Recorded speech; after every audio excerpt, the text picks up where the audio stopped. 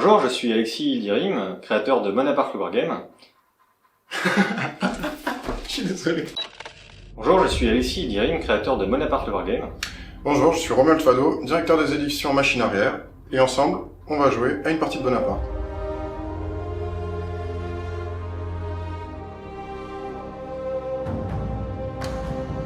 Dans cette vidéo, vous aurez l'occasion de découvrir comment se déroule une partie de Bonaparte. Préalablement, nous avons tout d'abord déterminé quelles armées nous allions jouer, et ainsi réparti nos forces en deux listes, respectivement pour la coalition, avec Romuald à sa tête, et la France révolutionnaire, menée par votre serviteur. Ensuite, afin de créer une table de jeu unique à chaque partie, le joueur disposant du meilleur général en chef place en premier une sélection de décors, tels que des zones défendables et des terrains denses. Il est ensuite suivi par son adversaire. L'essentiel de cette phase de pré-bataille est décrite dans la section « Comment jouer une partie » du livre de règles. Le général français étant celui avec la meilleure valeur, soit 8 contre 7 pour mon adversaire, je décidai de placer 2 collines, une route au centre, ainsi que 3 zones défendables qui serviraient d'objectifs. Romuald, quant à lui, plaça des forêts ainsi qu'une rivière pourvue d'un pont et d'un gué.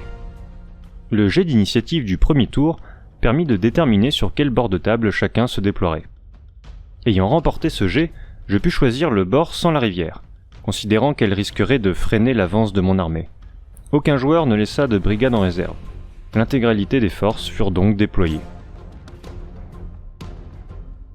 Au début du premier tour, je menai témérairement ma cavalerie accompagnée d'une batterie à cheval afin de menacer la division autrichienne qui avait pu se déployer de l'autre côté de la rivière, pour peut-être fondre rapidement sur mon armée. J'avançai le reste de mes forces, encore loin de l'ennemi. Romuald plaça quant à lui ses brigades en contact des points de passage sur la rivière, qui, comme prévu, s'avéra gêner le déploiement de l'armée coalisée. Cependant, une brigade de Grenzer autrichiens avait pu se placer en avant-garde et gravit sans encombre la colline où se situait un des objectifs décisifs. Oui, je n'ai pas fait avancer mon général, mais j'ai déjà payé mon contact. C'est ton général en chef d'ailleurs qui est dans le fond. Ouais, je l'ai laissé au fond. Tapis au fond là, il regarde de loin là, alors que ouais. le général français lui est en première ligne. Hein, on voit la différence déjà de doctrine entre les deux armées. Hein. Ne le provoque pas. Le second tour allait maintenant pouvoir commencer. Remportant le jet d'initiative pour la seconde fois, je continuais de manœuvrer mes unités lorsqu'une réaction de Romuald lui octroya l'occasion de rentrer en garnison sur la colline, et de s'y ancrer pour le reste de la partie. De mon côté, je m'emparai du manoir, autre objectif décisif. Malheureusement pour moi, mon artillerie à cheval ne parvint pas à affliger le moindre dégât à la cavalerie ennemie en face d'elle, qui se rapprochait dangereusement. Parfait. Bon, ça commence vraiment à m'embêter par contre, parce que là, je sais pas si elle aura beaucoup trop l'occasion de tirer plus cette artillerie. Après avoir occupé le dernier objectif, une ferme au centre de la table, Romuald pensa balayer ma batterie qui le narguait depuis le début de la partie. Grâce à une réaction opportune, et suite à une charge manquée des hussards autrichiens, ma propre cavalerie légère chargea sabre au clair en protection de l'artillerie. La mêlée qui s'ensuivit se solda par une égalité, mais me permit de gagner du temps. Donc j'ai toujours le plus 2 et donc Romuald a un plus 1 sur son jet d'initiative. Bon. Et ben grâce C'est 5 à égalité, je récupère l'initiative. Pour le troisième tour, Romuald ayant enfin pu prendre l'initiative, il put tenter de prendre l'avantage au moment où les deux armées commençaient à entrer en contact sur toute la ligne de bataille. Cette fois-ci, ce furent les cuirassiers qui chargèrent la cavalerie française, et qui la balayèrent aisément. D'ailleurs, un événement surprise, suite au résultat de mêlée, provoqua l'explosion d'un caisson français, ce qui fit disparaître dans un nuage de fumée ma batterie d'artillerie, et alourdit encore davantage les pertes de ma cavalerie. Me ressaisissant pendant ma phase, j'emmenai une colonne d'attaque repousser l'infanterie autrichienne au centre. De plus, grâce à mes nombreux tirailleurs et mon infanterie à portée, je criblai de balles la brigade de cuirassiers victorieuse, lui faisant regretter son intrépidité. Mon général en chef galopa vers mes hussards en retraite afin de les rallier in extremis. Donc vraiment in extremis, le général en chef qui était juste à côté a pu vraiment se mettre face à ses hommes et dire non, je vous rallie, ne fuyez pas. Donc voilà, j'ai eu de la chance. Ainsi, en cette fin de troisième tour, Romuald n'ayant plus aucun point tactique pour retirer l'attrition de ses unités, il se trouva contraint de voir ses cuirassiers et sa plus forte brigade d'infanterie battre en retraite. Le tour 4 commence à présent. Alexis a remporté l'initiative. Tu l'avais déjà au tour dernier. Ouais, Donc je crois que tu la conserves. À moins que tu l'aies récupéré. En tout cas, non, je l'avais récupéré, puis c'était très à mon avantage. Pour couronner le tout, la France reprenait l'initiative. Le tour 4 allait être le plus décisif de la partie. L'armée française allait-elle parvenir à consolider son avantage? L'action au centre est intense, avec la batterie coalisée en garnison se retrouvant détruite par les tirailleurs français. Pourtant, je ne parvenais pas à déloger les Grenzer sur la colline, ce qui laissait toujours un objectif entre les mains de mon adversaire. La cavalerie autrichienne restante parvint à disperser les tirailleurs français imprudemment proches, ce qui porta un coup à l'infanterie privée d'un atout majeur. Cette dernière réussit néanmoins à stopper la percée adverse en repoussant vaillamment les cavaliers ennemis. Cette fois-ci, Romuald ayant été plus économe en points, il put rallier ses brigades qui par chance n'avaient pas subi de dégâts supplémentaires. La tendance fut même inversée, car je fus moi-même victime d'un manque de points tactiques, me contraignant à mon tour à battre en retraite.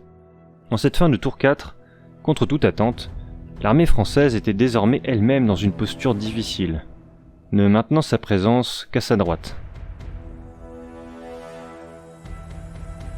Bien que je conservais l'initiative au tour 5, je disposais de peu d'unités encore capables de menacer mon adversaire. Je fus donc l'objet de nombreux tirs sur ma seule brigade en contact de l'ennemi qui frôla la destruction. Les points que je gardais pour la fin de tour me permettaient de rallier mon infanterie à gauche et au centre. Mais cela suffirait-il pour repartir à l'assaut, Romuald disposant désormais de 2 objectifs sur 3. Ce fut Romuald qui remporta avantageusement l'initiative pour le 6e tour. Il ne tarda pas à s'acharner sur ma brigade d'infanterie qui subit un déluge de feu des fantassins coalisés, ainsi qu'une salve de boulets qui frôlèrent les têtes de mes adversaires, mais qui s'écrasèrent finalement aux pieds de mes soldats, miraculeusement toujours debout, notamment grâce à la présence de leur général en chef. Renforçant ses positions sur tout le reste de la table, il termina sa phase avec l'assurance de ne pouvoir être délogé désormais. Ma dernière action d'envergure fut de tenter de repousser l'infanterie lancée à la poursuite de ma brigade au pied de la colline, mais sans succès. J'avais désespérément besoin de mes points tactiques pour empêcher le délitement de mes forces à la fin du tour. Les 2 armées, exténuées par de rudes combats, considérèrent dès lors la fin des hostilités. En effet, il était difficile en l'état actuel d'envisager un renversement de la situation. Alors, à mon avis, j'ai perdu. On va regarder ça. Donc, armée adverse hors de combat, plus de 50%. Aucun n'a perdu plus de 50% de son armée. Général en chef hors de combat, personne n'a perdu son général en chef. C'est vrai. Objectif décisif tenu. Tu as donc 2 objectifs décisifs tenus, ce qui te donne 4 points. Et j'en ai un, ce qui me donne 2 points. Brigade adverse détruite. Il y a eu aucune brigade adverse détruite par personne. Et 25% ou moins de ces brigades hors de combat, et ben oui, on a tous les 2 points, donc en fait tu gagnes de 2 points d'avance. Ok. 2 points d'avance, et alors concrètement, moi j'ai 4 points, tu as 6, donc tu as juste tu as plus de points, tout simplement, c'est une victoire classique. T'as pas double ou plus du double de points. Voilà. Donc c'est pas une victoire décisive. Bon. Bien joué. Bien joué. J'ai bien aimé cette partie, c'était serré. Voilà, vous avez le témoignage qu'on peut battre le créateur du jeu. Exactement. Mais de justesse. La partie se conclut donc au tour 6, avec une avance de points de victoire pour la coalition, due principalement à un plus grand nombre d'objectifs contrôlés. On sort d'une longue bataille, je l'ai remportée. Elle fut intense. Ce qui était intéressant, c'est de voir que au début j'avais pas trop l'avantage, puis finalement je l'ai repris, et puis je l'ai à nouveau perdu, et c'est là où j'ai pas réussi à le reprendre. Donc d'une certaine manière, ça a été très intense, et ça a pas été gagné d'avance, quoi. Donc je pense que la bataille jusqu'au dernier moment on a vu qu'on savait pas trop qui allait gagner. Quoi, la chose intéressante, c'est qu'avec des configurations géographiques qui étaient parfois pas favorables, on a quand même réussi à avoir des zones de conflit bien déterminées, avec assez d'intensité dans le feu. Même si on a eu des petits moments de blocage, hein, parce qu'en fait voilà, une unité plus grosse qu'une autre peut en bloquer plein de petites, ça a permis franchement de faire vivre la partie. Donc si le jeu vous a intéressé, et si cette partie vous a donné envie d'en connaître un petit peu plus sur Bonaparte, sachez que les précommandes sont ouvertes jusqu'au 14 janvier. Sur Ulule, donc page Ulule de Bonaparte. Et puis nous avons aussi nos pages de réseaux sociaux respectives. Édition Machine Arrière sur Instagram. Sur Facebook, nous avons Bonaparte le Wargame, également sur Instagram Bonaparte le Wargame. Et donc bien évidemment la page Ulule en ce moment, jusqu'au 14 janvier, pour contribuer si le jeu vous a plu. Voilà. Merci beaucoup.